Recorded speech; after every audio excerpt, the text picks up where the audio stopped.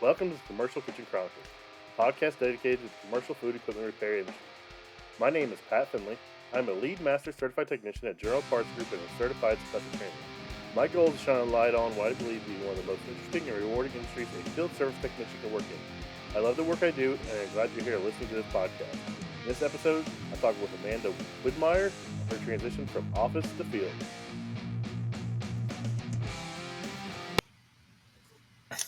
All right, today I'm joined with Amanda Widmeyer, and she is with General Parts in Fort Wayne, Indiana. So thanks for coming on, Amanda.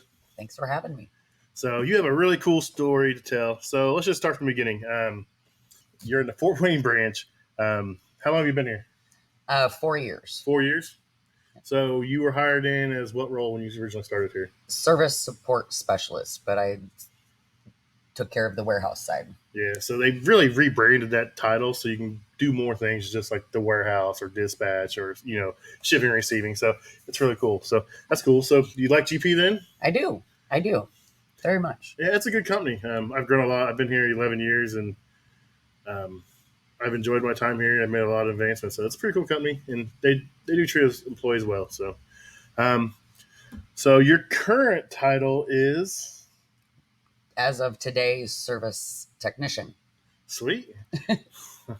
So what made you want to transition into being a tech? I know you worked in the warehouse. So you had a lot of interaction with the guys coming in and you see parts behind us. So you probably were pulling parts and, working with the guys. So what piqued your interest? What got you on this path you're on now? Actually, it kind of started, I worked at Heritage Parts for 6-7 years. And I took all of the calls from service technicians from across the map. So they were calling in, giving model and serial and asking for a part, and I'd look it up. So I had a lot of background looking up parts, knowing what they were, and then also seeing what the equipment was and how it broke down. And that was always interesting to talk to technicians in the field and just wondering what they were looking at out there. So that piqued a little bit of interest. And then I came here, and being on the service side was a little bit different. It was way, way neater just to actually have interactions with technicians and see them in and out. And I already had a background in parts, so I could help them find parts and figure out where to get them from if they weren't available. So, and they were very supportive too. We built a good rapport with each other. And so there was a lot of talks, and Johnny Cipher was one of the people. It was a couple years ago. That's like, he's been ever since then saying, come on, you need to be a technician. And I'm like, maybe that is possible. And so that was basically where I went with it. And I've been thinking about it for a couple of years seriously, but just finally Made the jump. Yeah. I like Johnny. Johnny calls me all the time. He works on a lot of stuff and he needs training in a lot of stuff. And he's like me. He won't say no, unfortunately. And that'll get you in trouble. So you got to be able to know your limitations. But if you do get into trouble, you got to know who to call. And Johnny calls me a lot of times. He called me today, asked me about some stuff, and hopefully I gave him the right information. So we'll see. But that's cool. I like Johnny. So I had no idea you worked for Heritage. So that's cool. So that's a pretty good background to start. Because you were able to look at the pictures and look for the parts, and that kind of gives you an idea where things are, what to do. So that's a good start. Who knows? I may have called you over the years, because when I first started, I actually worked out of this branch for 3 to 5 months, I think, and then I transferred down to Indy because I live halfway between here. So okay. But yeah, I called them a little bit. I try not to call people factories or places to get parts. I do the best I can, and in worst case scenario, I'll call. So yeah. So you've been here 4 years and you transitioned over. That's cool. That's awesome. I didn't realize you worked at Heritage. That makes a lot of sense then. Yeah. So what was the final factor that kind of led you to do it? Just one day you just said, enough sitting back here looking at these guys walking in and out. You wanted to get out there and get dirty yourself, or? Yeah. Aaron Thompson, our branch manager, we had a little meeting. It's sort of half the backside is tech meeting, safety, that sort of stuff. But the beginning part is everyone. So me and the dispatcher, and Aaron, and he was talking about how we need techs, and they need to be out there and trying to recruit. And we've been, I think we were running on 3 or 4 techs at one point, and he had hired on a few more. And he said, even he made the comment, even at this point, I think I'd feel okay with bringing someone green on. And my head goes bing. So I went home that night and I talked with my fiance, and just kind of got his thoughts on it. And I wanted to advance and actually know something that was skilled and be able to make a difference. And he was all for it. Also, I'm kind of getting up there in age, so if I can't do the physical labor here in 15 years, I might be able to do tech support on the phone, or help guys out, or help guys and ladies out in the field if they need help. Yeah. So there's kind of, the sky's the limit. Yeah, there's a lot of room for advancement for technicians. There's a lot of different avenues you can go. I mean, just in general parts, there's places you can go, and then there's more outside of general parts, manufacturing, stuff like that. Just depends on the relationships you build and where you want to go. So it's really cool to see you out here doing things. I see a lot of social media stuff from us there, and see you work on some ovens, some other stuff. So what are some of the cool things you've worked on that you didn't? I seen you on a Chick-fil-A grill. Yeah.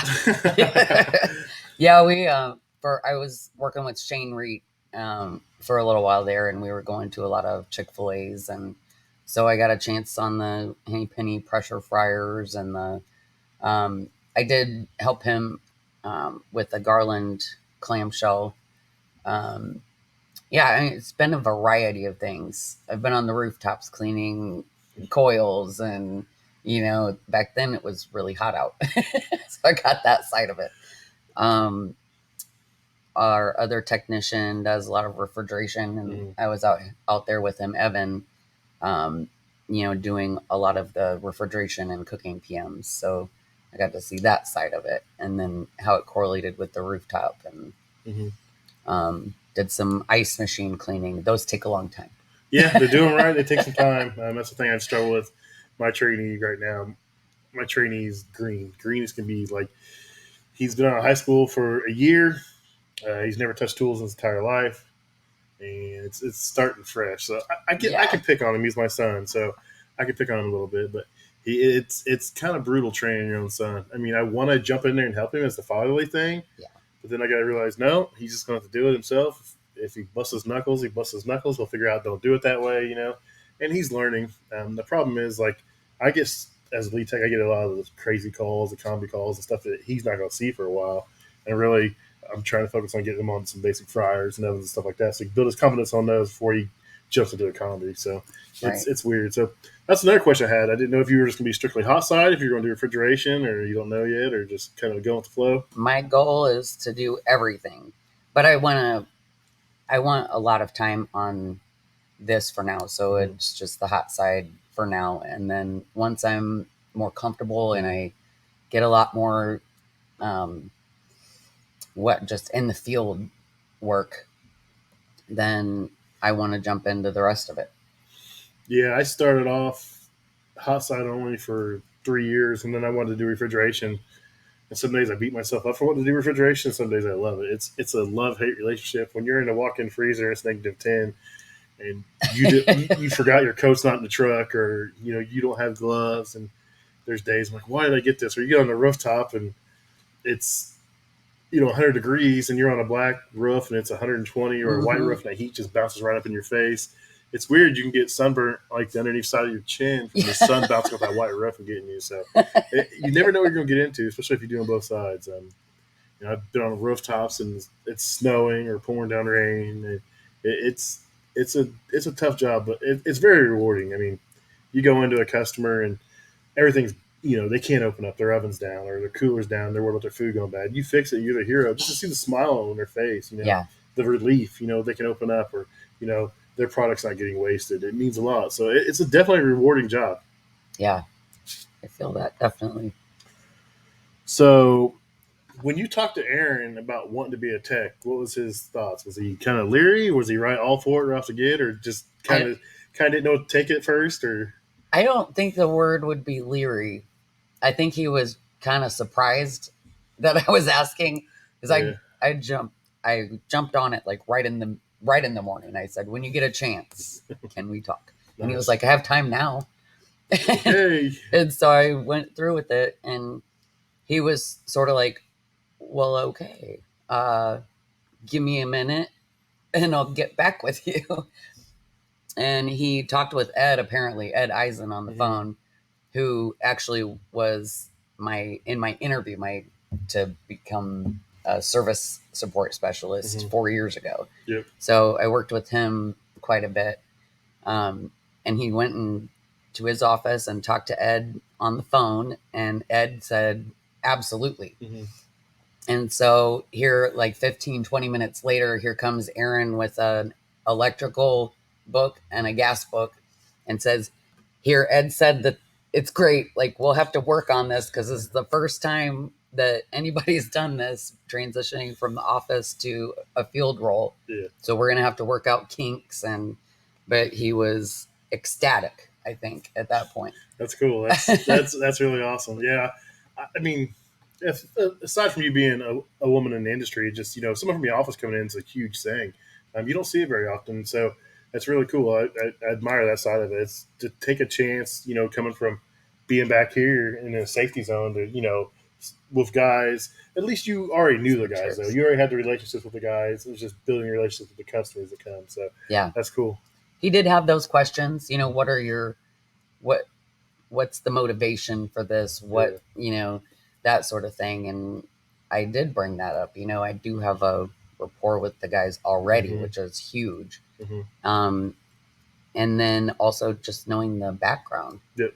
I think was a big part. I'm blown away by that. I had no idea you worked for Heritage. That's a cool aspect of it because, like you said, you already could, someone tell you the name of the part, you look at a blow up or a diagram. Oh, this is what this part is, and this is what it connects to. So that probably is a huge help. Like before I started doing this, I was an electrician, so I knew how to use a meter. I understood Ohm's law. I understood switches, fuses, circuit breakers. So I was an electrician for years before I came here, and it helped me tremendously. So I could see that side of it really helping you out, making it a lot easier on a lot of things you have to do. So that's cool.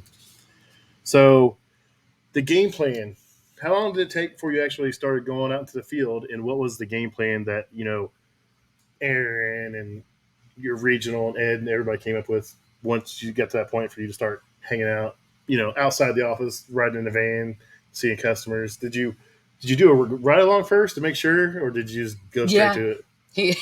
He actually took me into his office and he showed me a picture of behind a fryer. Said, "Are you sure?" Oh, you'll probably see worse than that out there. I've laid in it already.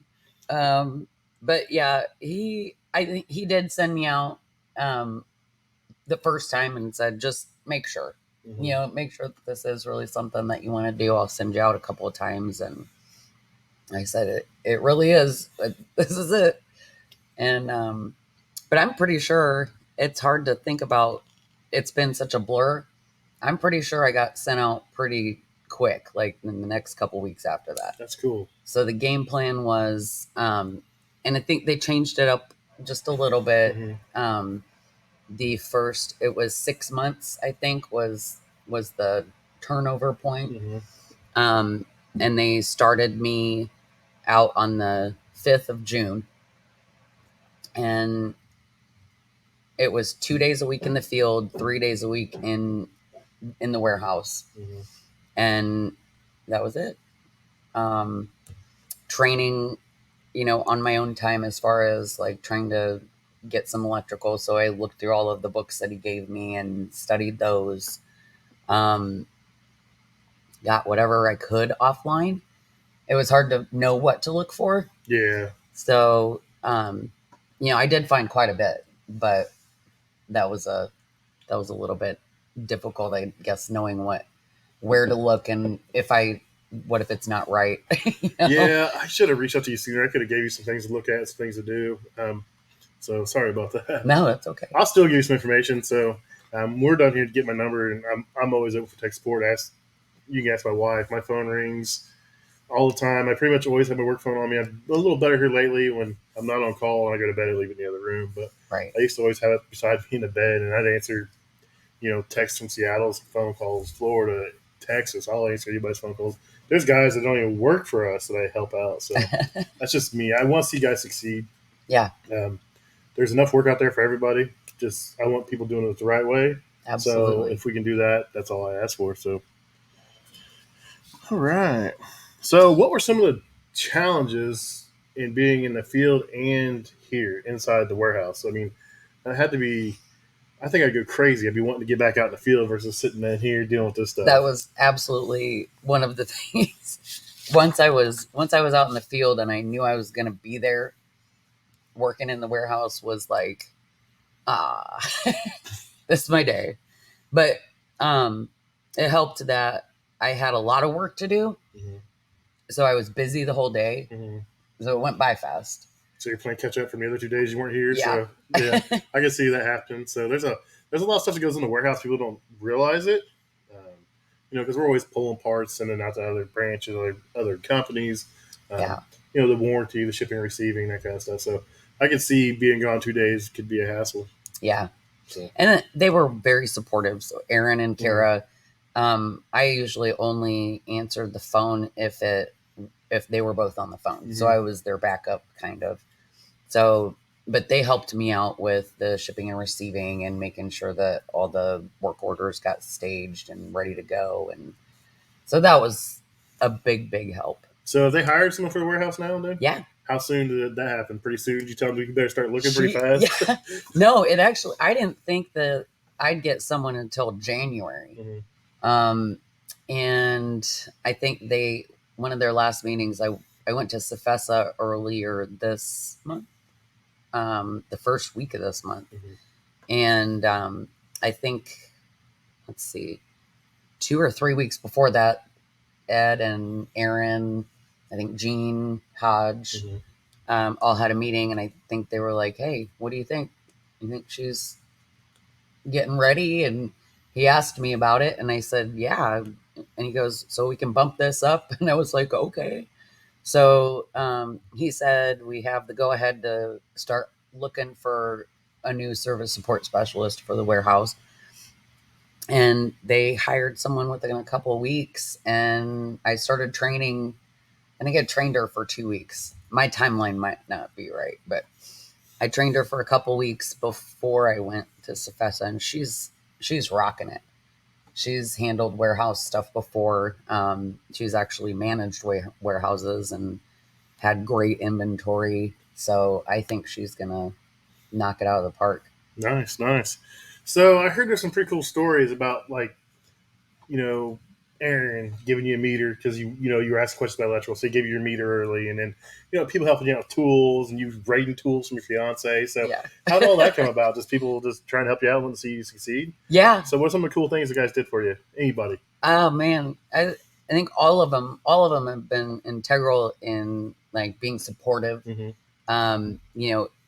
Hey Amanda, if you need anything, ever call us. Mm-hmm. But Aaron has been very, very helpful. Anytime I have a question, anytime I'm, not sure how it's going, or, hey, have you had any negative feedback or anything? And then also asking about, he said, where do you think you are and what kind of things do you think you need more help with? And I talked to him about the meter and needing more hands-on and knowing what to do, where to test. And he goes, well, hang on. And he comes back with the meter and he says, here, take this. Nice. So he did that. He's done a lot of things. There were a couple of things that I think Old Techs left behind, and he was like, they never asked for it back. It's just been sitting here. So here, take this and anything else in this box if you want it. Johnny Cipher has, I think he was giving me a bunch of stuff. Like it wasn't just one tool. It would be like all laid out real nice and neat on my desk. You're like, where'd this when I come in the morning. And he said, that's your monthly what he didn't call it a present. I don't know what he called it, but he goes every month. And so I started labeling all of them. Like, this came from Johnny. This came from Johnny. And I go, so how long do I have with this stuff so that I know, what to replace and when? And he goes, no, that's yours. Yeah. I already have a new one. It's just sitting around. Yeah. And I feel really blessed. All of the guys have been greatly helpful. That's cool.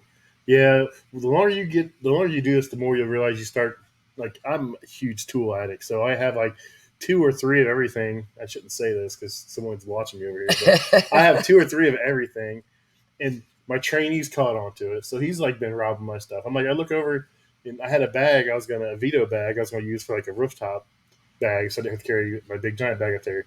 Next thing I know, he's got it. And he's like shoving tools in there. I'm like, he's like, hold on. He's like, this is mine now. And I was like, well, I'm glad that was a free one. So yeah, I guess you can have it. So every time he finds a drawer in my van, he gets it and he's like, hey, I didn't know these were in here. I was like, oh man, I got to do a better job hiding this stuff from him. So he's got a lot of my stuff, but I mean, it's cool to be able to help people out. So yeah, and I have rated from my fiance for sure.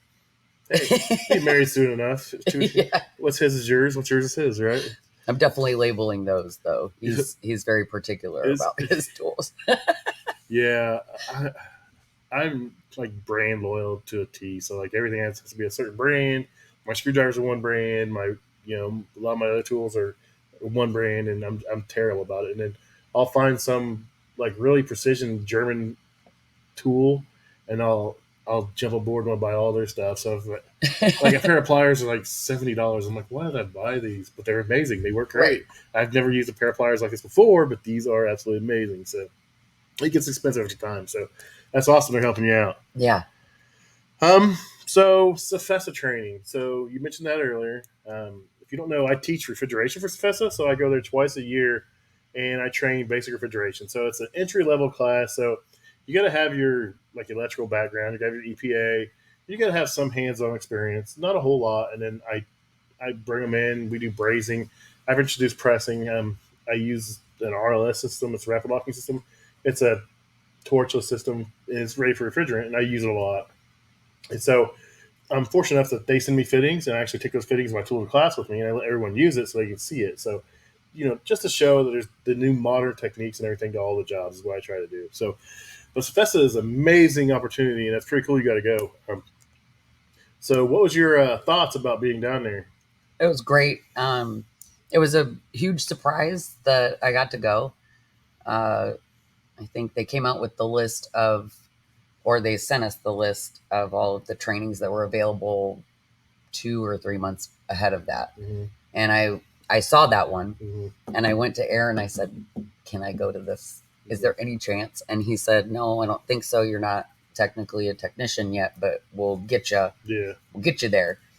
Well, Friday before that training session that I wanted to go to, Jean Hodge called me around noon, and she said, hey, so there's this training down in South Carolina that starts on Monday morning. You'd have to leave Sunday. And I'm going, what? Sign me up. And then I called my fiance and I said, so just so you know, I'll be gone next week. He was all for it. Yeah, I've had those conversations. Hey, I got to go for a week. Sorry. But that's cool. Cefesa is an amazing facility. There's, 1, 2, 3, 4 test hoods. There's all kinds of equipment. Did you see the barn just full of stuff back there? No, I didn't get to look. So around the back, there's a big barn. They call it Dan's shed, but it's huge. It's about half the size of this warehouse. It is jam packed. So, like I leave Friday. Actually, I go down there and we'll have to pull all the cooking stuff out from last week and shove it in there and take all my refrigeration stuff out and set it up. I'll actually work all weekend down there trying to get ready for class. And but there's all kinds. There's dish machines, ice machines, ovens, ranges, combi ovens, convection ovens. There's everything you can think of in there. There's hoods. That's great. It's an amazing facility. Dan does a really good job teaching. Dan, he's became one of my good friends just from working with him there. But he's great with the people. He's a people person, and that's what makes Dan a great tech. Is he was able to interact with the customers. And if you can interact with the customers, it goes a long way. So What was some of the interactions with Dan? He give you a hard time? Well, yeah, I think, and it was fun. It was all in good fun, Oh, but yeah. he definitely picked on me a little bit, and it was great. Mhm. I like working with Dan so much. I was trying to get my son to go, and it just didn't work out. And I told Dan, I was like, if you get someone named Corbin Finley down there, I said, give him hell.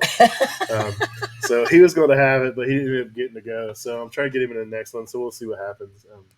So, what kind of stuff do they teach? They teach a lot for that class for new tech training. Yeah, so it was a lot of the basics. Mm-hmm. I was kind of nervous ahead of time because I thought maybe I'd be in there with techs that were more advanced, and there were a few.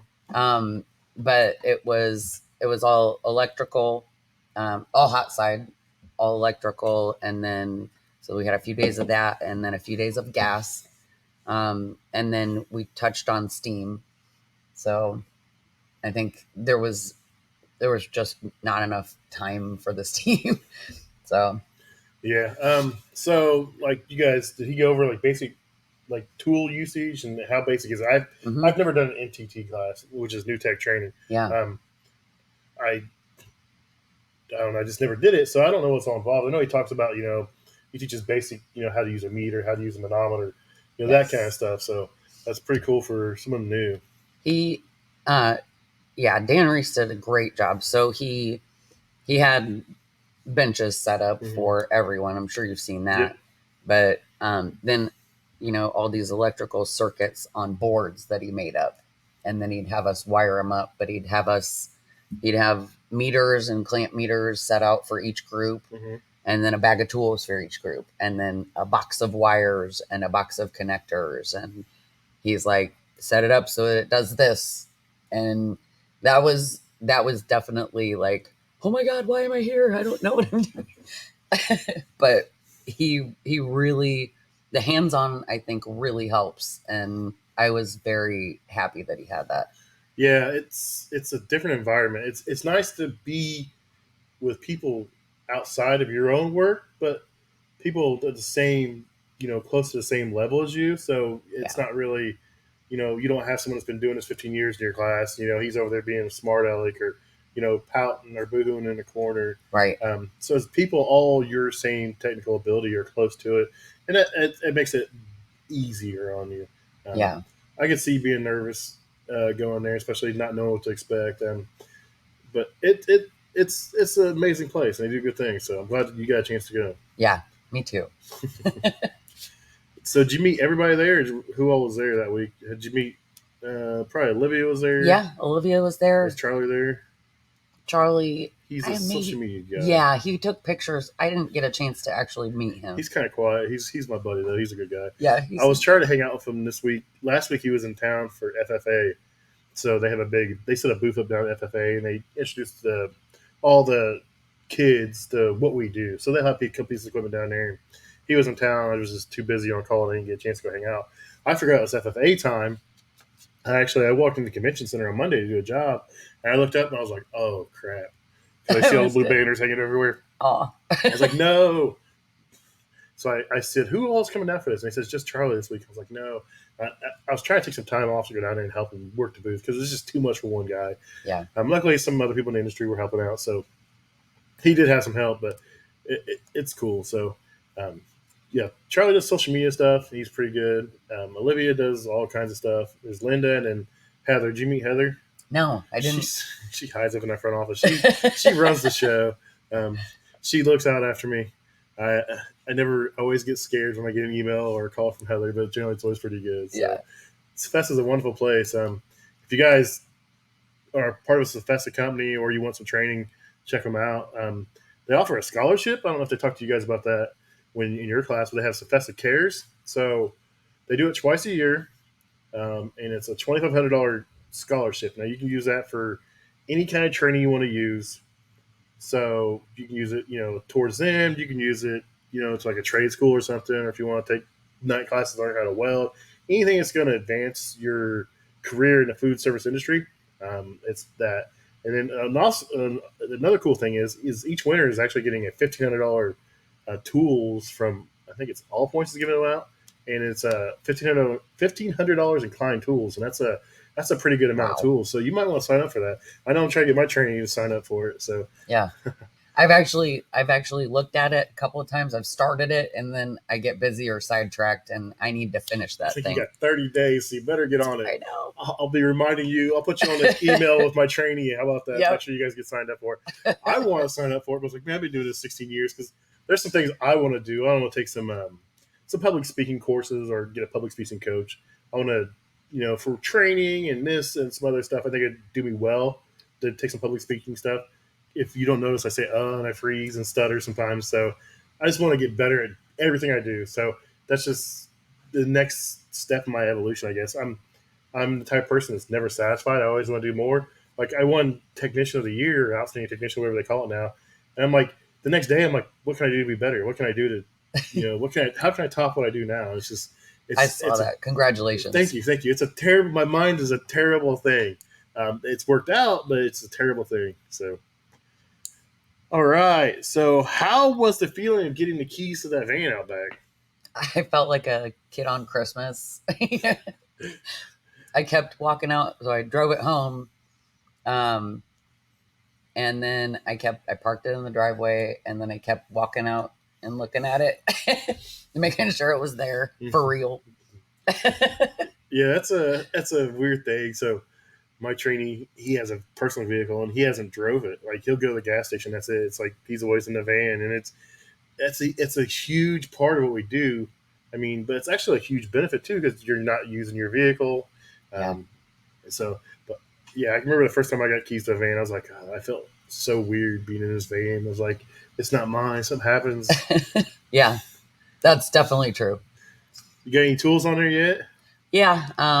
I still have a few big things to get, but those I'm borrowing from my fiance. Hey, whatever. it comes and goes. I remember when I first started, I had the cheapest tools from Harbor Freight, and I'd break them or I'd tear them up, and then I'd learn spend the money on a little better quality tools each time you buy. So if you buy a screwdriver, you buy it from Harbor Freight and it breaks. Go to Lowe's and get Craftsman or Cobalt, and then if you break that one, then go and get you Klein or something else. Right. That's what I do. I don't ever start off with the best, but I start at the bottom, and work my way up. So yeah, tools are a huge investment, and it can be overwhelming. I tried to just when I first started just buy the tools I needed when I need it. So if I knew I had a job where I'm going to need a hammer drill, I was like, well, I guess I'll have to go buy a hammer drill, that kind of stuff. So, but our branch, we had a hammer drill. If I didn't have one, I could use it. I don't know if they have that here, but most of them do. Yeah. A van making a bunch of noise in, so no parts on there. All the shelves are probably rattling and driving you nuts. Kind of a little bit. I think one day it was rattling a lot. When I drove all the way to where was I? Michigan City. Holy smokes. And it was raining and the whole time. It was in the dark in the morning, and out of the blue, I hadn't noticed it before. You think you'd notice that? And it was rattling like no other thing I've ever heard. And I'm like, what is going on back there? It comes and goes. Other than that, it's been fine. It just kind of went away, and I don't know what the difference It comes was. and goes. It's like I'll have like a little piece of plastic or something will just make all kinds of noise, and then also it goes away and you don't hear it, and then all of a sudden it comes back. You're like, what is that? You can't ever find it. Yeah. Just wait till you have parts lined up and down both sides of tools, and something starts around. You're like, it drives you nuts. Yeah. You have a lot of roundabouts up here? Not so many. We have a ton, and roundabouts they're nice because you can get through the intersection pretty fast, but that rocking and swaying of the roundabout will rip the shelves out. So if you have a lot of heavy stuff, you got to check your shelves. I had my tank rack for my refrigeration tanks. I had 4 tanks, and it actually pulled the anchor out of the wall and it fell over and scared the living crap out of me. And I wasn't going through the roundabout like a wild man, but that van had like 140,000 miles on there. Yep. So it was about time to go anyways, and that scared the crap out of me. I was like, bang! I was like, what was that? So tighten them up every once in a while. Yeah, just make sure that it just pulled the anchor out of the metal, just working back and forth over time. So, yeah. So I already asked you about refrigeration. You want to learn it eventually. I like your plan. Start with hot side and go from there. Get a good grasp on it. Refrigeration is a long thing, especially if you're just picking up as you go. I did electrical for like 7 years before I started this, and I went to hot side, and I did hot side for 3 years. And then I wanted to do refrigeration. and I ended up jumping ship to go somewhere else to learn refrigeration. And I ended up here a couple of years later, and I still learn stuff in refrigeration to this day. I still learn stuff on hot side too, but refrigeration, it's a totally different beast. Hot side, it's a lot faster. Something's a lot faster to heat up, and you can tell if it's going to be fixed a lot faster. On a cooler, say if you had a walk-in freezer and it was 30 degrees in there, 36 degrees in there, you get it fixed. Well, guess what? That product's 36 degrees in there. It's going to take forever for it to get back down, and you're freaking out. Is this fixed? Is this running right? I mean, it's a totally different beast. So you have to learn patience. I am super impatient. I cannot stand waiting on stuff, and refrigeration's a waiting game. Yeah. I don't know about your branch, but my branch, our policy is on an ice machine. If you fix an ice machine, you have to let it make 3 batches and time it. So that way you can tell if it's consistent and you think you got a grasp of it. And some of these big Hoshizakis are got 45 minutes for recycle. Yeah. And you got to justify to your customer, hey, you're sitting there staring at your phone or staring at the ice machine. You got to explain to your customer, hey, we do this. That way, if it does go down, I'm here. Versus I'm 2 hours down the road and you're calling back in. It's gonna be how can we work you in the next couple of days? Right. So you just got to be able to talk to your customers, explain it to them, and justify it. So, but the refrigeration side, you definitely have to have patience. Yeah, that is something I've got to work on. I don't have a lot of it. Yeah, I'm terrible. I don't know how I do refrigeration because I can't sit still. I play on my phone. I'm not gonna lie. I mean, I have apps I use JobLink probes instead of hoses for manifold stuff. Okay. So I always have it on my phone, so I can always see that too. But I mean, I'll burn through the battery on my phone. What else am I gonna do? I mean, I can brush some stuff out. I'll walk around the kitchen and look and see if there's anything else that needs looked at, or if something's leaking, or I'll try to get some on jobs or something while I'm standing there. But so, what are some of your training goals in the next 6 to 12 months? Anything you want to do in particular? Manufacturer, personal? Well, I mean, whatever I can get in there. Get in here. I do want a little bit more training on the manufacturer equipment that we work on a lot. Mm-hmm. That I think I'll see a lot. So just to get a little more honed in on that, but anything I can get my hands on. Do you guys do a lot of Frymaster and Garland grills here? Yeah. So, have you seen the online stuff for that, for like the level 1 stuff? So there's a lot of. So you might want to look into that. There's a lot of level 1 stuff online. On their websites? Well, it's you have to get it through our website. Let me try to get the links. I'll get it out to you. But you can do level 1 online, and then I actually teach level 2 for Frymaster and Garland. So should have some classes coming up at the beginning of the year in the slower periods. So if you can get your level 1 stuff done, maybe we can get you into level 2. And once you have level 2, you can go out and you can do startups. Like Frymaster doesn't want you doing startup on some of their stuff until you have level 2 certification. Sure. You gotta have level 2 certification to work on pretty much any of the Garland grills. But I actually have test units. I have test fryers. I have test grills. The fryers we tear apart a little bit, but not so much. But the grills is pretty much an all hands on class. It's in front of this grill I have a gas grill and an electric grill, and we literally tear them apart, put them back together. I mess the gaps up. You gap them. You create menus. That's we go through everything. It's a day and a half. I tell the managers 2 days, but generally I can go to a day and a half. It just depends on how much people want to do. So if they're really involved and they really want to play with the programming and stuff like that, it can go 2 days, but just about a day and a half. But there should be something coming through. So any advice on someone wanting to change roles or take a chance in joining the food service repair industry? I definitely say right along. I think that's important for any part of the branch. I think it helps. Like if a dispatcher wants to know a little bit, they should know a little bit more about what goes on the field and vice versa. But if you're interested in it, definitely ride along. See what actually happens out there and just go for it. That's I feel sort of like a baby right now. I'm out of my comfort zone, but I'm enjoying it a lot. And yeah, it can be scary to transition, but I'm very proud of myself for jumping. Yeah, everybody's proud of you. Trying to take a leap. Yeah, everyone's proud of you. You can see in all the posts they're making about you. excited for what you've done. Like we said earlier, it's not no one's came out of the office into the field. We've had people come out of the field into the office, that kind of stuff. But you're setting a standard for coming, for the warehouse role or from a dispatch role or whatever role going into the field. So that's cool. I think there's people out there. Yeah, I think there is too. I think people just need to, like you said, do the ride along. See if you like it. Do a couple days. Don't let anybody in the office say, if you're really interested, we'll send you out for a couple days. We'll give you some t-shirts, find some work boots and some old nasty tennis shoes, and we'll send you out there for a couple days to see. And I think that should be a part of any career, though. I don't think it's just here, but like, so say you want to be a welder, but you've never welded. Well, you need to go work with someone that's welded for a while. Or if you want to be HVAC, you need to go ride with someone that does HVAC for 2 or 3 days before you go to class. These people go to these trade schools, and they spend all this money thinking they're going to do HVAC, and they come out and they hate it. I'm like, right.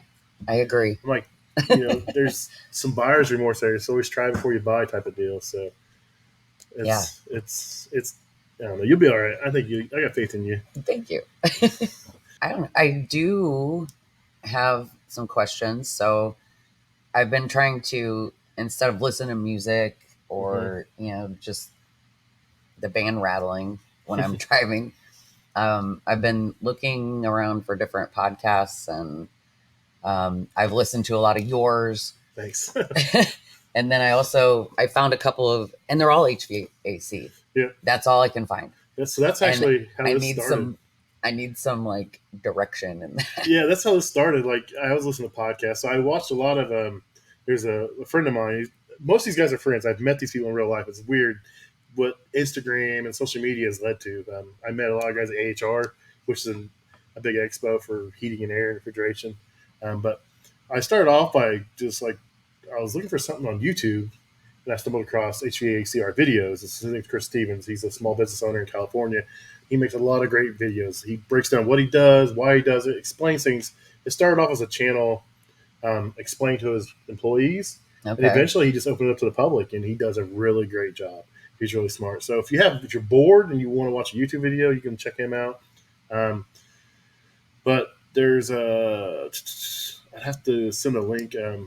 Reliable HVAC or Reliable HVACR, maybe. I have to look and see. Adrian's gonna kill me, but he has a YouTube channel, and he puts the stuff up on podcast form too. Okay. There's not a whole lot of kitchen, but like I said, that's how I got started in this. I listened to a lot of refrigeration, HVAC, and there's some plumbing guys. I'm like, man, there's nobody that does what I do. I was like, surely there's a market for it. So, and that's how I got involved in this. So I'll send you some links to some refrigeration stuff. There's not a whole lot of the cooking side. There's some guys going to start. There's a guy in Canada that's wanting to start. He's got pretty good content. There's a few people on YouTube. Social media, there's getting to be more popular on social media. I get jealous because guys pop up there like, why didn't I think about that? So yeah. But there's more out there. I'll get a list together. I need to do that. I need to put a list on my YouTube, like other channels to go check out that are relate to what I do. But I listen to there's Advanced Refrigeration Podcast. Now those guys do like racks, and they do like big grocery store stuff, and it's cool. A whole lot of it doesn't correlate to what I do because it's sort of CO2 or other stuff, but it's cool to listen to it. And they talk about different techniques and stuff, so they're pretty good. They also have one called Cooler Heads Podcast, which is pretty new. It actually is about how to cope with things in the trades. It's about a mental health thing. So they do a lot of topics, and some of the topics kind of irritate people because people don't want to talk about it. Yeah. But it does do good. Don't hold your feelings in. Guys, men have been trained for years just to hold it all in, and then something happens, and they lash out or they do something worse. And it's just it's how to deal with your emotions and day-to-day life in a trade. So there's some different types of stuff out there, but no, there's a few refrigeration ones and some HVAC, but there's not a whole lot. I listen to the Tool Pros podcast. Now he does a lot of tool reviews, but he owns a plumbing HVAC shop, so they have guys in talking about HVAC and some plumbing and refrigeration stuff. So that's another one to check out. Okay.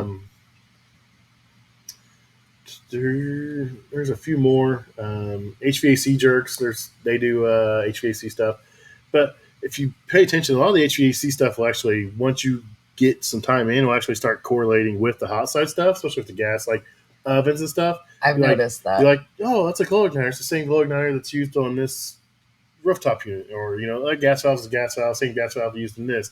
So you start to see similarities. You'll see you'll see a spark ignition, you'll see glow ignition, you don't really see standing pilots anymore on rooftop units and stuff like that. But a lot of the stuff is the same. So once you figure it out on this, like, hey, I've seen that before. It's how this works, and you know how it works. So a lot of the HVAC stuff does transcribe over. So yeah, I have noticed that too. That's all I've been listening to. So. Yeah, there's not very many like me. So there's a couple more, and I'm trying to get a friend of mine. He's in Florida to be a co-host, but he's trying to transition from like a tech to a trainer and a manager, and he doesn't have time for me. So hopefully he sees this and he feels bad about it. Yeah. Any other questions, comments? I don't think so. I know I should be shouting out to everyone that's been helping me. I probably missed somebody, so I'm sorry. I love you all. All right. Well, we won't take up any more of your time. I appreciate you staying late. Anywhere you want to plug, or any of your social media or anything, if you want to plug that. If not, you want to be private, you can be private. It don't matter. I'm new to that. I'm a baby in that too. So yeah, I'm like, even LinkedIn, I don't know really what I'm doing. Yeah, I was asked to do LinkedIn a couple of years ago, and then I lost the passwords. I had to start another one when I started doing this just to help promote it. So I follow you on there, so we'll catch you up. So if you ever see anything, just always jump on there and say hi. So sure, absolutely. All right, have a good night. Thanks for your time. You too, Pat.